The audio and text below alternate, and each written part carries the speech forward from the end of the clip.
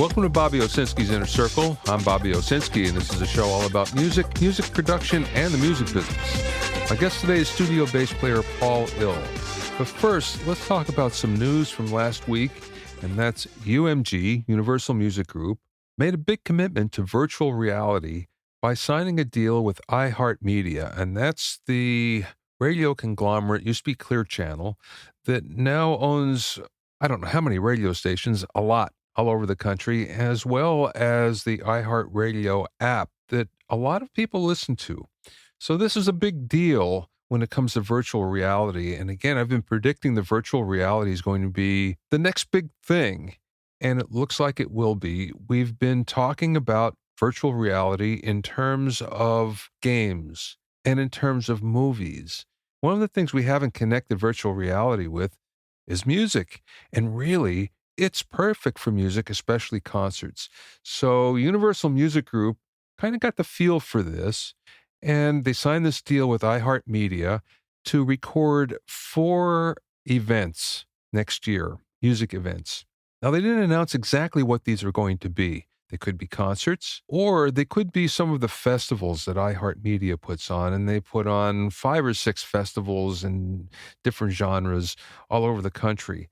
So it may be some of those, but nonetheless, they're going to do at least 4, and also they committed to a number of smaller projects, which we presume are going to be virtual reality music videos. Now, one of the cool things about virtual reality is, since it's an immersive technology for picture, it could also be an immersive technology for audio as well. So binaural recording and surround sound are going to be all incorporated into this, and you'll find it'll be one of the bigger things that's happening in 2016. But just the fact that Universal, the largest record label on the planet, has committed to this and are kind of ahead of the game, I think tells you something. So look out for more of this in the future. The other thing that I wanted to talk about is the fact that we already have a number of year-end figures in. Usually this takes until about February or March until we see this, but we're seeing it early this year, and this is coming from Nielson, and a couple of things really stand out. The first thing is physical album sales actually increased last year by a small amount, 1.1%, but they did increase. Now, they've been falling like crazy at about 10% over the last 4 or 5 years, and just the fact that there's a turnaround here is kind of interesting. Album downloads, however, have decreased by about the same amount, 1.1%. Now, a lot of people think the increase has to do with the Adele effect. She's already sold more than 7 million records in the United States, and it's probably more, and now I haven't seen the latest figures. But she's accounted for about 3.9% of all of the physical sales just by herself. 25 was the biggest record of last year by a large amount. And the feeling is that any kind of increases that we see are kind of like one-time only because of Adele. That being said, there's some other significant numbers here. One is the fact that streams from Spotify and Slacker and iTunes Music, they went up by about 99% last year to 137.5 billion streams. This doesn't include YouTube and Vivo, and those streams went up 98% last year to 168.6 billion. So between the two types of streams, the video streams and the audio-only streams, that's almost 300 billion music streams in the last year. That's an enormous amount. Pretty soon we'll be seeing 1 trillion. Will it be next year? Probably not, but within a couple of years, I bet we'll see that. One final note, vinyl has gone up another 56% last year, so it's still increasing. I predicted that this will be the last year of big increases for vinyl, but we'll see, because all of a sudden there's turntables everywhere and there's brand new turntables coming out. So in fact, this may be a phenomena that has some legs, so we'll see. If you have any questions or comments, send them to questions@BobbyOwnerCircle.com. Don't forget about my new coaching program. It's 101 mixing tricks, big studio tricks with a small studio. And it's now available by the module. You can go to 101mixingtricks.com to learn more. The next thing I want to talk about is the fact that the vacuum tube is going to be making a comeback. Yes, DARPA, the Defense Advanced Research Projects Agency, and that's the agency that is responsible for the internet. Yes, They're the people that actually got that going at first. DARPA is bringing back the vacuum tube. And there's a couple of really good reasons for it. The first is that the vacuum tube can actually do things that solid state electronics cannot, especially when it comes to high frequency, high powered electronics. And this is mostly the realm that we're talking about, the 75 gigahertz range, way above hearing. But anytime you need high power at that particular frequency or frequency range, what ends up happening is any kind of solid state electronics just fries. So the best thing is to bring the vacuum tube out of semi-retirement. The vacuum tube has actually been around, and if you own a microwave, there's a vacuum tube in it. And also, if you fly in a plane, most of the aviation radar still uses vacuum tubes, and we still see it in some radio transmitters as well. So the vacuum tube isn't gone completely. There's another interesting side effect from using vacuum tubes, and that's the fact that they're not affected by EMP. EMP is electromagnetic pulse. And EMP is this pulse that's generated when a nuclear device is set off. And what it does is it fries solid state electronics. Guess what? Vacuum tubes are immune to that. So as far as the defense agency is concerned, there's a good reason to bring back vacuum tubes. How is this going to affect us in the music business? Well, of course, we still like vacuum tubes. You like the sound of them. We have lots of amplifiers and preamplifiers and tube microphones that still use vacuum tubes. I think all of them are manufactured outside the United States, mostly because even though the United States used to manufacture most of them, the OSHA requirements are very stringent, and it just makes more sense for a manufacturer to move that offshore. So now we find that most vacuum tubes are coming from Russia or Yugoslavia or China. Well, that may change because when you're doing something for national defense, it has to be American-based. So, in fact, we may see some brand new technology coming from this, which would be very cool if we saw some brand new tubes come out of this that maybe sound better and maybe work better and have more advantages, maybe aren't as fragile. And also, it would be very cool if they're made in the United States as well. So look for that. Maybe not this year, but pretty soon, I think we're going to see some spin-offs for the audio industry in the vacuum tube realm.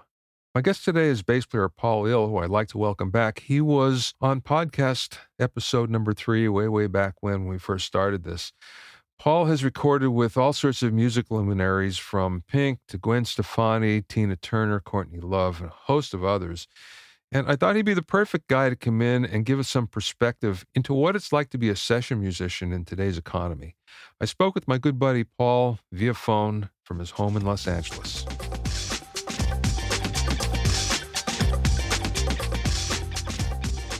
What's the state of the state for current studio musicians? Because things have changed a lot just in the last few years, right? Yes, that's correct.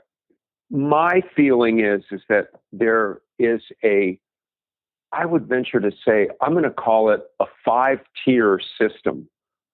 At the top tier, there's that group of studio musicians, men and women, in all the major capitals for music. I'm talking LA, New York, Nashville, London, big cities, right? Mm-hmm. Where there is a variety of multimedia production. There's a top tier of people that seem to be very resilient. My friends that are string players, like orchestral instruments, like anything you would see in a string quartet, upright bass. There's a small group of them, it seems, in every city that seem to maintain a fairly reasonable standard of living since 2008. Then the next tier down are those studio musicians that were primarily studio musicians, but had slightly diversified, meaning that they were not only doing the union record dates and all the independent production stuff, but they had other irons in the fire, like they may have had a few touring things, right? Mm-hmm. That group of studio musicians seem to be able to really stay in the game, but may have taken like a very sobering and objective hit in terms of the revenue stream. Mm-hmm. How deep the revenue stream was. Then there's the third tier of studio musicians, which, dare I say, I'm I'm in the third tier, kind of leaning into the second tier. I am not first tier, right? Mm-hmm. My work changed radically. The third tier is the vast majority of us. And what I'm talking about are the folks all across the board geographically that were capable of generating revenue playing their musical instrument into a recorded media for a variety of purposes, whether it was sessions for singer-songwriters or bands or industrial music. And by industrial, I don't mean the genre. I mean like stuff like working on local commercials if you were in a small town, or working on television scores and stuff. And that tier, the third tier, I'll call what used to be the middle class of the studio musician. Primarily that tier took the biggest hit. And what I saw happen was this 90% of my work go away. And I'm not kidding, 90%. And it was nearly perfectly symmetrically proportional to the drop in studios. As I understand it, before 2008, there might have been 600 legitimate commercial audio recording studios in the greater Los Angeles area. And then in a matter of 18 to 24 months, it was down to 30.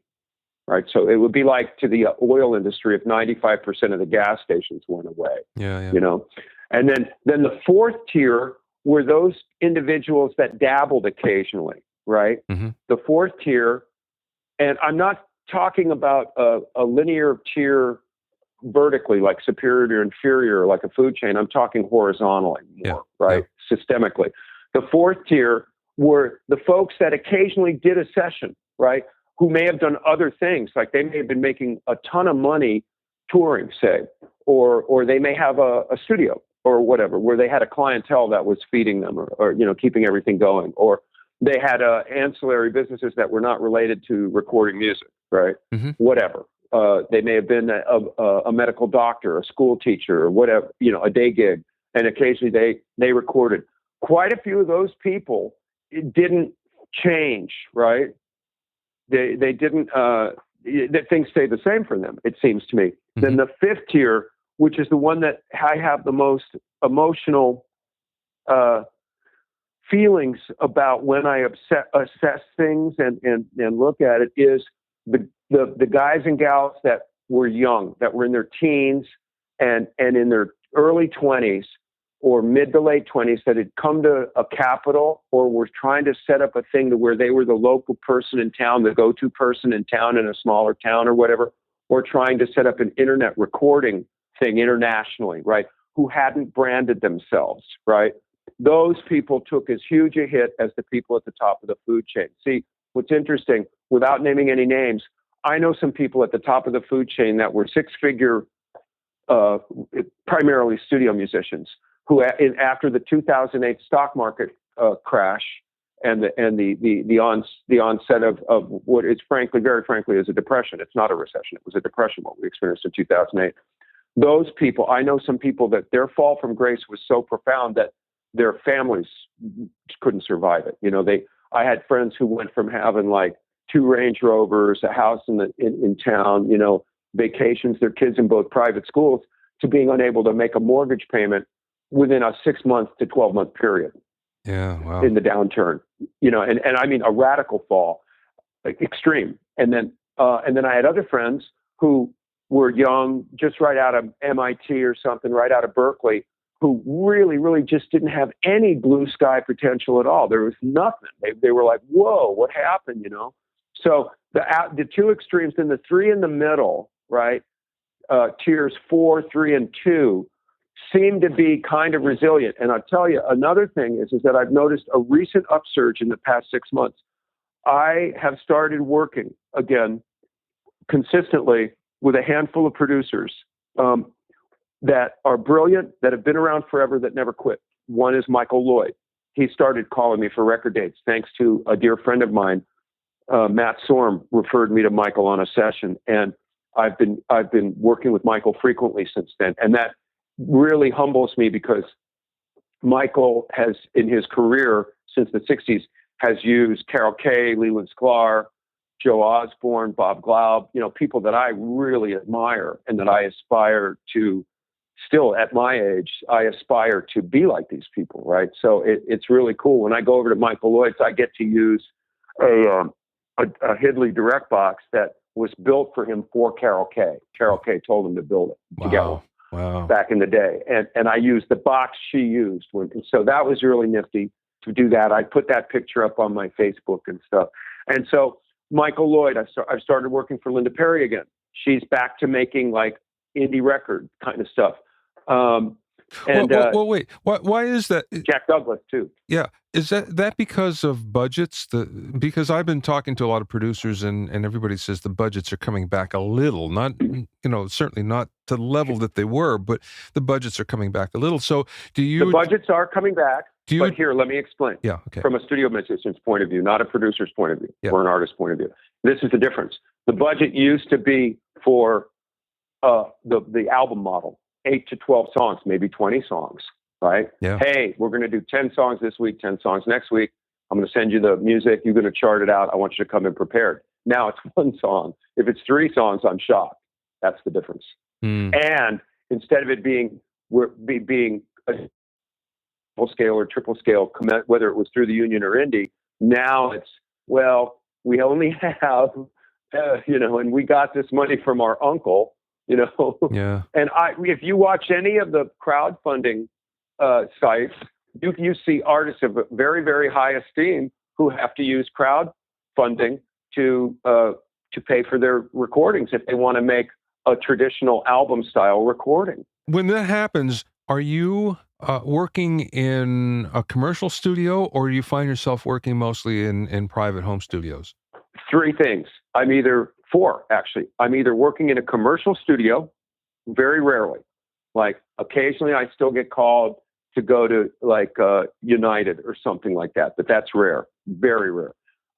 Most frequently, it's a home studio environment where either the artist, the band, or the producer has held onto their gear and moved it into an environment that they can afford, right? Yeah. Or it's my studio, Loki Sonic, that I'm partners in, right? Mm-hmm. They'll say, can we use your studio, which is a real plus. And that's something I want to share with everybody. If you can create a cool environment where people can come to you to not only record you, but to do other things, to rehearse, track drums. Drums is especially important. If you can create an environment where people can get a good drum sound, where you've got a couple of choices, like a variety of drums and some baffles and some groovy mics, people might come to you and say, oh, let's use him or her because we can use their studio. I'm not kidding. Yeah. When they're choosing, they go, well, we could use bass player A or bass player B, but bass player B's got this really cool room too. There's a budgetary element in that as well, where I'm sure that there's somewhat of a package deal, right? Use me and use my room. Well, it's easier for me, so you get a break on the price. That's right. They get a break on the rate, and or even under some circumstances, because I'm one of the financial partners in the studio, I can go to my partners and say, hey, I want to do the session with these guys. Can we do them in the studio for free? Right? Yeah. Where it's just value added. They can't say no, right? If they're determining between me and another person. But then the other tier is I do internet sessions on occasion. Our studio is set up to where I can do. Somebody will send me, WAV files, tracks. The king of that in my world is Tim Pierce. Yeah, right? yeah. And there's a buddy of mine in Cocoa Beach, Florida, whose name I'm going to have to get for you. He's the drummer in Three Dog Night, and I always forget it. Pat Bautz, Patbautz. Yeah, He's the drummer in Three Dog Night. Drumtracks.com. He was one of the first guys. He was a visionary. He got in. He bought some URLs, and he has a regular clip. Sometimes he sends me stuff to play on for him. The other tier is we have the commercial studio, the home studio, my studio, the internet studio, and then that's it. Those 4 tiers for where I would record. Then occasionally people, not that often, will say, we're going to do a gig, right? We're going to hire this band, and you guys were playing in a venue where I just did this Tuesday night with Linda Perry, where everything was recorded to multi-track. Right. Yeah. And it was a pretty big deal. There were a lot of cool people involved because it was a pre-Oscar party. Christina Aguilera, Ian Astbury, all these, Courtney Love, Juliette Lewis, and Linda sang.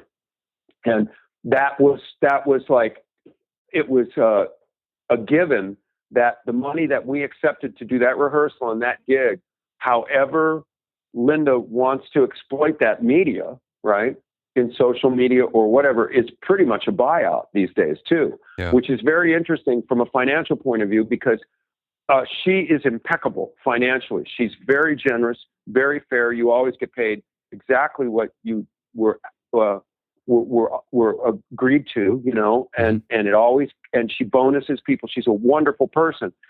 And across the board with everyone, quite often now they'll roll multiple things into one recording session. Whereas back in the day, you used to be able to come to people and say, hey, you know that gig you just released, that live album? Well, I was in your band, right? Yeah. And you paid me that week to be in your band, but can we work something out for that recording? And they'd be like, yeah, oh yeah, that's right. Let's put that through the union. Or, oh, of course, you're right. Here's a check for it. Right. Everybody from David Bowie down to indie bands used to do that with their sidemen or the people in their bands. Nowadays, it's more like, hey, you're in the band.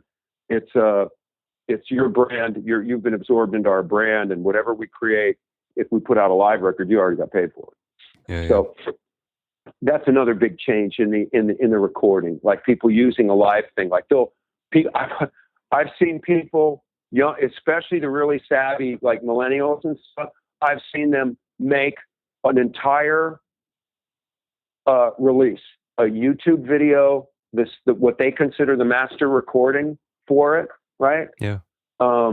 Everything on their iPhone, and pay the band.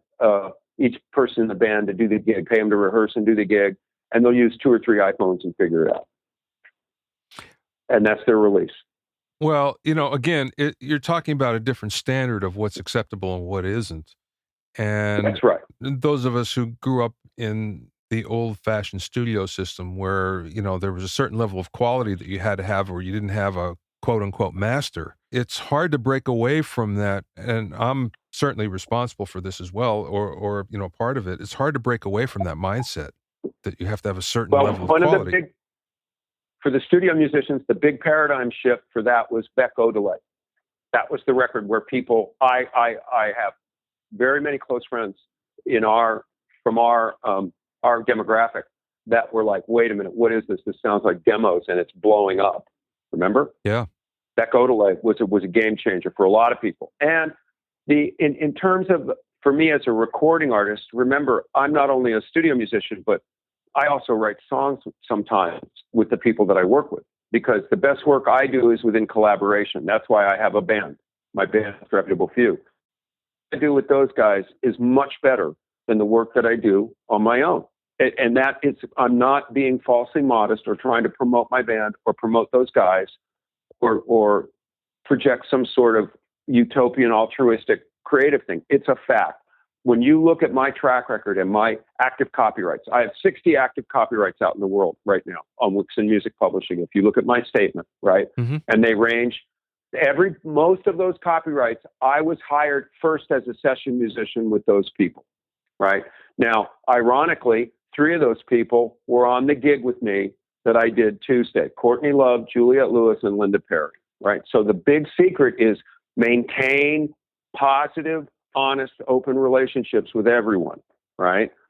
And if you can increase your value to those people without becoming a burden or without becoming inflictive, it's a really tricky balance, right?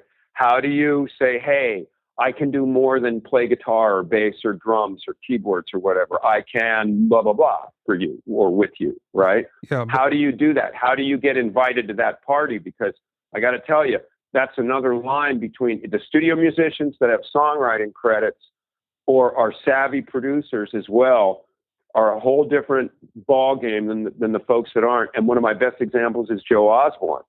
Here he is down in Torrance, California with a 8-track 1-inch in his garage. First call guy in the like outside the Wrecking Crew in LA. He was never a Wrecking Crew guy, but he was working just as much as them. And he hears this band down the street or whatever, heard him, this duo playing in a bar or something, or a Holiday Inn, or somebody told him one of his neighbors has got a real good voice, and he birthed the Carpenters. And Joe Osborne's fortunes as a studio musician were radically different. Yeah. But he continued to do sessions, right? But that's what I mean too. But the thing about it is, with you, I think that's one of the reasons why people hire you. Besides, you certainly have formidable chops and technique, but it's the fact that you come in with a plethora of ideas. There's always, and every time I've worked with you, it's the fact, it's almost like you have so many ideas that you go, well, which one can I choose from? Because they're all really good. So that's unique. I appreciate that. I mean, that's unique because thank you for that. Most of the time you bring somebody in and they play what's either written for them or they don't contribute all that much, even though they're doing the job. And maybe that's what you want. But most of the time, if there's a great idea, that, certainly that's where you'd rather go. So I can see why you got those. Well, okay, here's a question. Is it more difficult today to get those co-writes? Yes, absolutely. And I'll tell you why, because those individuals, I don't mean the individuals I was just talking about, but the people that are creating copyrights, right? Like the singer-songwriters, okay? Yeah. It's not that they're less likely to collaborate, or it's not like that they've become greedy or selfish with sharing the ownership of a copyright or a master or anything. It's that the systems around them, the managers, the lawyers, their collaborators, whoever is part of the fiscal decision-making process, right? Yeah. Are less likely to be as reasonable as they were, right? It's the business infrastructure around them. I have to be very clear with this. Linda Perry, Courtney Love, and Juliette Lewis are exceptions to that rule. They're very collaborative, and they behave the same way they did before the downturn. See, what happened was with the emergence of social media, the digitization of music, and the last two generations of microprocessor speeds, right? Mm-hmm. It became so easy for people to traffic in music for free, right? That if you were branded before 2008, okay, most particularly before 2003, if you were a band like Radiohead, you could navigate a post-digital, the transition to, what are you calling it, Music 4.0 now, or 5.0? It's in your next book? Music 4.1. 4.1. You could navigate the tradition through the transition from 3.0 to 4.1 with more resilience than someone who's trying to establish themselves now, right? You follow me? Yeah. When it comes to studio musicians as songwriters, it's like this. Either you're Joe South and you're in Nashville in the 60s and you can crank out a tune like Hush, right? Yeah. Or gosh, what's that other one? Games People Play, right? Yeah. But you're also playing on Bob Dylan's Blonde on Blonde, right? Yeah. And you can sing and you can do a lot of things. He's a force to be reckoned with, a guy like Joe South, right? Or Charlie Daniels. Okay. I don't ascribe to Mr. Daniels' politics, but I certainly respect him as a musician. In the modern era, in the contemporary era, in right here, right now, as studio musicians, as songwriters, and as contributors to copyrights, two forces are at work. There's the hip hop model, to where if you create a beat, or if you create any content to something, you own part of that master. That's why if you look at some of the really big names in hip hop or R&B, there might be 13 songwriter credits on some of the records, right? I've counted 13. Think about it. David Bowie, Lust for Life, blows up as a Cadillac commercial, right? Mm-hmm. What part of Lust for Life did they use? Hunt Sales. Boom, bap, boom, da, boom, bap, da, boom. Yeah, the intro, right? Yeah. Does Hunt see a penny of that? No. Was that Bowie? I thought that was Bowie produced it. Iggy's song. Yeah. Okay. I meant Iggy. I'm sorry, I misspoke. Yeah. But point is Hunt doesn't see a penny for that. But what are they using? Yeah, they're using Hunt something. Sales, the drummer you're talking about. Yeah. Yes, and also from a classical point of view, what are they using? They are using, if an orchestra played that, they are playing notes that can be transcribed, written down, right? Yeah. written down, and it's a long enough of a phrase to justify ownership, right? It's distinct, and it's certainly that's why, as studio musicians, you walk into a session, the general rule is if somebody's paying you, it's a buyout. Any idea that you present is they're giving you that check to have you in the room to go, hey, I got an idea.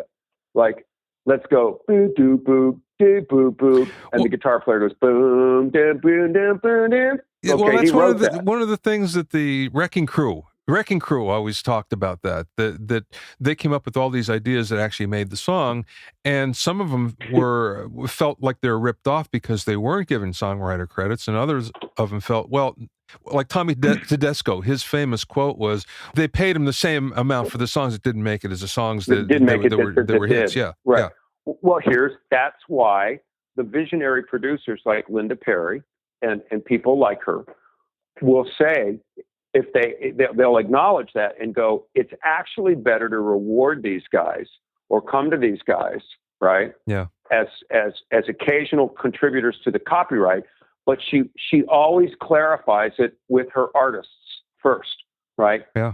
And she's not the only producer like that. When I work with people, right, in my studio, and other individuals at Linda Perry's tier of talent and accomplishment, I'm way beneath her as a producer. But my point is there comes a point where you have a conscience and you have to say, wait a minute, this is forever changing this. Now, interestingly enough, I had a chat with Warren Haynes about this. He's got a co-write on Three of a Kind, working on a Full House with Garth Brooks, right? Mm-hmm. And what he said to me was, in Nashville, right, the general rule is, if it's played on guitar and sung or piano and sung, and you change that delivery, right, then you warrant a claim to owning the copyright.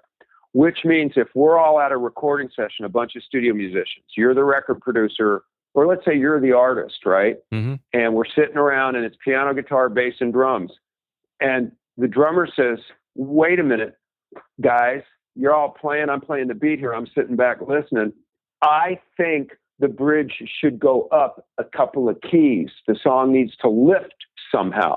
Now you've entered into this bizarre gray area. Is he arranging or is he composing? Yeah. Is he creating something that for time immemorial will forever change the way people perform this song? The answer to me is yes. He's suggesting a modulation. So because I come from an academic background as well as the street, I think, well, wait a minute. If it changes to how this would be transcribed on the written score, doesn't that mean composing? And isn't composing an entirely different skill than arranging? Yes, it is, in my opinion, right?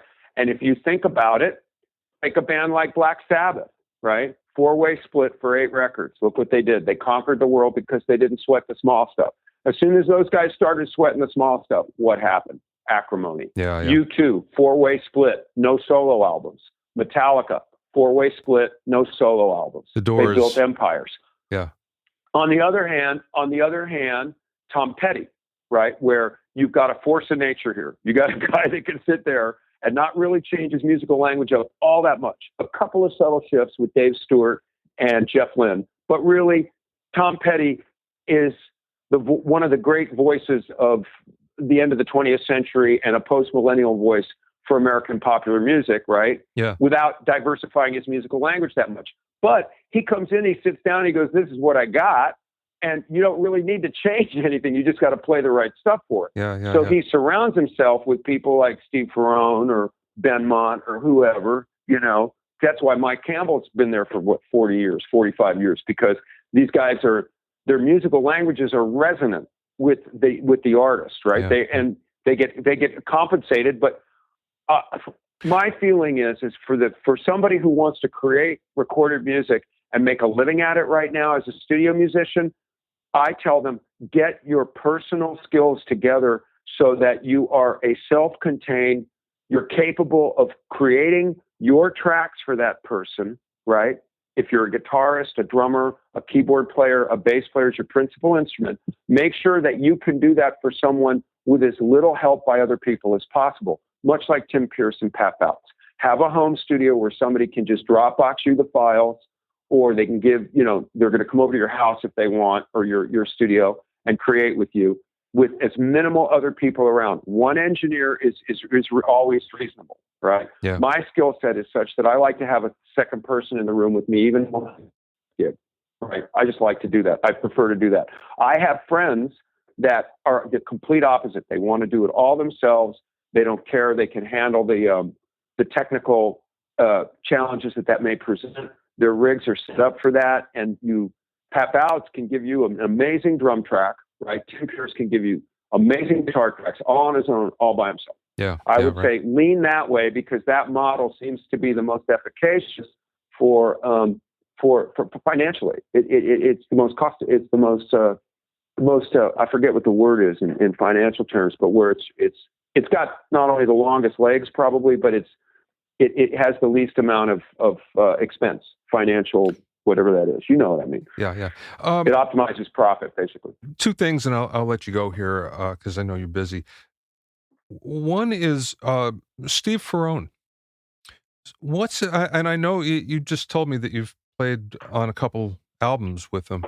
I'm just curious what it's like. Is there a difference playing with someone of that level with him? I know what the answer is already. I just kind of want to hear it from you. What that difference is as compared to some other drummers who are very, very good, but of course, he's on another level completely. What's that like? Here's the thing about a guy like Steve, right? What Steve Ferrone is I've used this phrase once already to describe, I think, Linda or somebody, or maybe Juliet, but in his own way, Steve is a force of nature, right? Mm-hmm. You got to consider that Steve Ferrone has a very impeccable pocket. His natural ability to play a drum set and make people feel good physically, whether you're playing with him or on the dance floor or listening to the music on the radio what is a radio? Yeah. I forgot what that is. Yeah. Right. If you're listening to music on some device, you're going to tap your foot. All right. The other thing about Steve Ferrone is if you remember one of the Tom Petty interviews, like it might have been in the Sound City movie or in one of the Heartbreakers history DVDs, when there's just a certain strength of conviction that Steve, it's musicality and strength of conviction. It's also, he's very spiritually principled, right? Mm-hmm. And I'm not kidding. I'm talking about body, mind, and spirit. Steve's embracement of the room, the feeling in the room with him is there's no bloodletting, there's no attrition, there's no velvet rope. He's not better than anybody, but you better, it's in your best interest for you. It has nothing to do with him, for you to sit back and go, Brian Auger, Average White Band, Clapton, Madonna. Yeah, right. Right. And that's before Tom Petty. And then everything else he's capable of doing. The other thing about the great drummers that I've been honored to play with, and the list is ridiculous. Like, if you think about it, as a studio musician, I'm not talking about as a touring sideman, but I've had the honor of recording with Keltner, Ferrone, McLeod, Brian McLeod, right? Ronnie Siago, an unsung hero, right? Yeah. But the real big people that people know, their trademarks are really big, is what I mean, that we just know who they are. One of the things they all have in common, and this is an eye roller for some people, but it's the truth, and it's one of the reasons why I think I'm empathetic with these people and sympathetic to them, right? Is one of the things that they did early on in their musical development was embrace gospel and jazz. Sorry, guys, but I got to tell you the truth. You can draw a line in the sand for me, the kind of music I play, right? And the kind of music I record. Whether the result is a Courtney Love record or a Juliette Lewis record or a Gwen Stefani, the most recent Gwen Stefani thing I played on, which is a track called Medicine Man. It might be a single, and it's like this very stark reggae song. The reason I feel that people who have played gospel music and jazz or R&B, old soul music, early in their careers, do something that Keith Richards says about music. He says, a lot of people can rock, most people don't roll. Right? And, yeah. And it's true. When he's asked about great big rock bands, like, oh, you just played Germany, you played 2 festivals with, and I'm not going to say who it is. Yeah. He goes, how was that? He goes, well, their audience loves them. A lot of people can rock, but very few roll. And he's right. Yeah. Right? Yeah. The people that swing, right? Charlie Drayton, another example. Now, Charlie's a really good friend of mine. He is consultant on recordings that I've done for my own personal music, but I've never tracked a song with Charlie. But he's a huge influence on me in the way of approach to music. Matt Apps from Government Mule. Yeah. These are some of the great drummers of my time period, right? Yeah. Whether they're known or not. What they haven't, Dan Petrucci, the drummer in my band, is Jack Douglas's first call in LA, right? Yeah. Nobody knows who he is. Why is he getting first call? Well, because he can swing. Yeah. It's that simple. It's just that simple. And that's one of the thing about Ferrone is the life experience of this guy, right? Not only as a musician, but as a person out in the world, what he's done raising his family and stuff and everything, and all the life experience he's accumulated is his conviction, his strength of conviction. One of the last records we did, you were very helpful with me understanding the technical thing we were coming up against, was this guy from Nashville named Boo-Ray, who's like part of the new Southern rock country music thing that Sturgill Simpson is at the forefront of. The producer was Noah Shane. Steve Ferrone was on drums. I was on guitar, and Boo-Ray and his guitar player from Nashville, this brilliant young English guy who I'm embarrassed I've forgotten his name. I'll find out for you if you need it. But anyway, or maybe you could edit this in a way where it doesn't sound so loquacious and rambling. But we were recording on an old 3M 16-track 2-inch that Nashville Skyline was made on, right? Yeah. And this machine you can't punch on because it's a video. It was a converted. Jack Douglas explained this to me. You helped me too. It's because where the heads are located on the head stack. There's a long punch-in time. Yeah. Right. So Steve said to me, look, I don't have all day. He said, I know these songs. You know these songs. Let's just go in there and don't be a bass player. And I go, what do you mean don't be a bass player? He looks at me in his English accent. He goes, every bass player makes a mistake and needs to fix it. Right? Yeah. He goes, I don't care if it's Nathan. Even Nathan will say, I need to do that again. He said, we're not going to do it again, all right? Because of this machine, because of Noah's machine. Like, come on, let's go. So we went in and there's 11 tracks on that record, the Blu-ray record that he and I played on. And 8 of them, I believe, last time I checked with Noah, had no edit to the 2-inch or the Pro Tools transfers. That's pretty amazing in this day and age. That's which great, is like the old days. Yeah, that's great. Which is like the old days. 8 of them were one of the first 3 takes, and they were, no edits. Yeah. So there you have it. Last question. So what's the best piece of business advice that either you've learned along the way or someone imparted to you?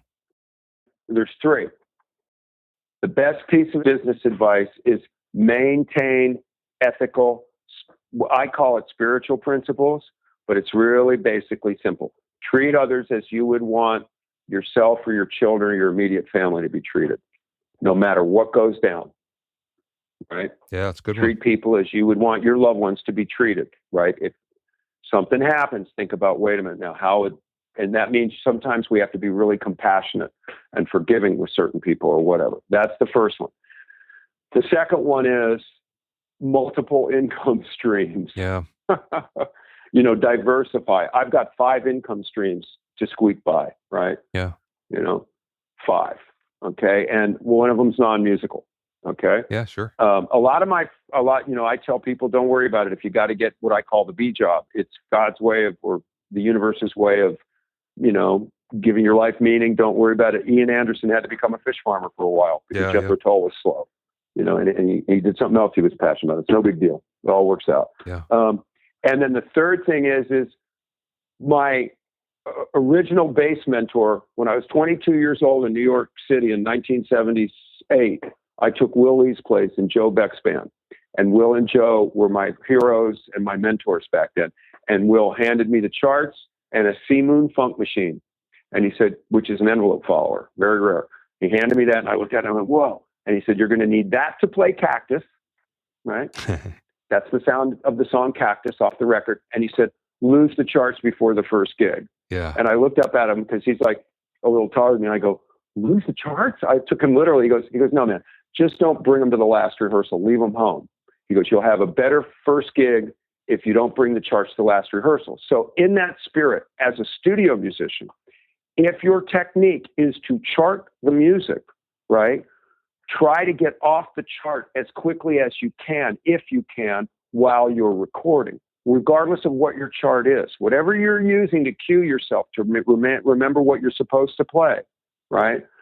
Like, there's that, what I'm saying is maintain that fine line between spontaneity and command of the music, okay? Yeah. And people have varying gifts for their ability to do that. In the last 3 years, one of the things I worked on is not reading the chart after I've got a track, right? Yeah. Try to play it when I know I'm in the in the ball game. I understand the song and I know my parts, right? Get off the written page as quickly as possible. And in fact, sometimes don't do the first take with the chart if you can, but never compromise your musicality or the financial thing of the session or the vibe of the session to test yourself in that realm.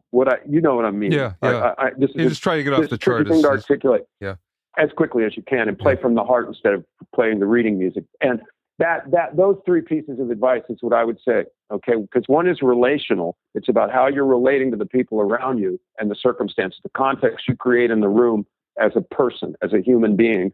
The second piece of advice was fiscal. Have as many income streams as possible. Like if you know what that means. If you're a guitar player, sure, not only play electric guitar, but get your acoustic guitar chops together. Maybe you have a gift for doing Pro Tools. Maybe you're also a savvy stock guy. You can make a little money on the stock market. Whatever. Have multiple income streams. And then the third piece of advice is what Will told me. You know, get off the charts. Get your heart in the music as soon as you can. Like, try to get off the chart as quickly as possible. Excellent advice. If you can. Excellent. Thanks, Paul. This has been great. Thank all my mentors. Nothing original. It all came from other people. Even so. You can find out more about Paul on his Facebook page. That's facebook.com/Paul Ill. ILL, Paul Ill. Thanks for listening and being in my inner circle. Remember, if you have any questions or comments, do send them to questions@BobbyOInnerCircle.com. Many thanks to Steve Cherubino. He's the host of the EDM Producer Podcast at EDMMR.com. He helps put the show together. Thank you very much, Steve. To listen to other episodes of Bobby Owsinski's Inner Circle, go to BobbyOwsinski.com and select the podcast tab, or go to BobbyOInnerCircle.com, or you can find it on iTunes, Stitcher, Mixcloud, and Google Play. At BobbyOwsinski.com and BobbyOInnerCircle.com, you'll also find a sign-up form for my newsletter and for alerts for new podcasts. This is Bobby Owsinski. I will see you next time